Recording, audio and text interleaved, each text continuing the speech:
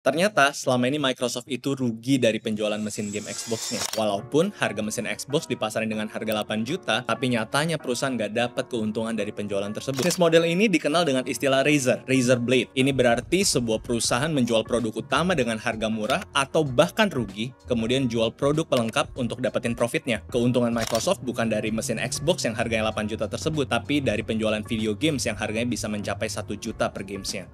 Model bisnis ini berawal dari King Cam Gillette. Kalian familiar dengan namanya? Iya, dia yang punya alat pencukur ini. Dialah pioneer dari Razer Blade business model. King Cam Gillette menjual alat pencukur disposable dengan harga murah, sedangkan replaceable blade-nya dijual dengan margin keuntungan yang lebih tinggi. Gillette beralasan kalau ia bisa menawarkan pencukur dengan kualitas bagus dan permanen yang dilengkapi dengan pisau yang mudah diganti. Karena alasan itu, Gillette bisa menguasai pasar pencukur rambut dan menciptakan repeat customer yang besar. Gue bayangin lagi, bener juga ya, kalau kita pergi ke supermarket, pencukur merek Gillette pasti ada di mana-mana.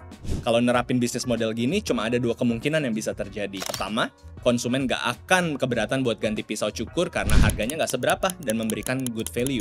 Kedua, ini menciptakan sebuah rutinitas di mana konsumen beli produk, pakai, dan ganti pisau cukurnya. Tapi gue yakin model bisnis ini bukan cuma satu-satunya alasan Gillette bisa menjadi penguasa pisau cukur dengan penjualan sampai 104T. Ide pisau cukur disposable ini berawal dari keresahan Gillette yang melihat banyak pria yang susah buat mencukur dan tampil rapih karena harus mengasah pisaunya dulu. Tapi, Gillette nggak kerja sendirian. Dia meminta bantuan seorang insinyur bernama Nickerson untuk kembangin konsep pisau cukur sekali pakai. Bentuk kerjasama mereka adalah Gillette fokus di pembentukan perusahaan dan ningkatin modal, sedangkan Nickerson yang mengerjakan konsep produknya. Akhirnya pada tahun 1901, Gillette mendirikan Gillette Safety Razor Company dan menamai produknya Razor. Di tahun 1904, ia mematenkan pisau cukur temuannya dan perusahaan yang memproduksi pisau cukur harus membayar lisensi ke Gillette. Di tahun ini juga, perusahaan Gillette sudah menjual lebih dari 100.000 pisau cukur, dan 14 tahun kemudian, pisau cukurnya terjual sebanyak 70 juta unit di seluruh dunia. Penjualan Gillette di 2022 mencapai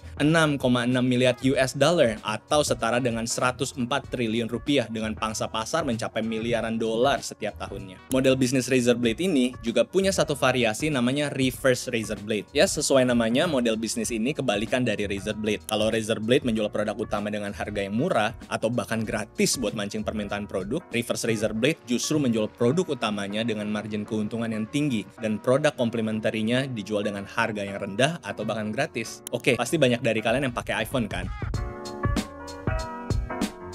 Nah, iPhone adalah salah satu brand yang terapin bisnis model ini. Kenapa kalian mau bela-belain bayar mahal buat beli iPhone yang harganya setara sama komputer itu? Karena kualitas yang jelas oke, desain HP yang bagus, atau mungkin gengsi? Tapi ya, dengan beli iPhone seharga belasan bahkan sampai puluhan juta, kalian dikasih aplikasi gratis atau service komplementer yang jelas akan nguntungin kalian. Baik dari segi keuangan, bahkan kualitas hidup. Nah, teknik inilah yang dipakai sama Apple buat ngejual produk premiumnya. Apple ngeluarin modal sebesar 501 USD buat bikin iPhone 14 Pro Max, dan dijual dengan harga 1099 US dollar alias Apple itu bisa untung sampai 119%.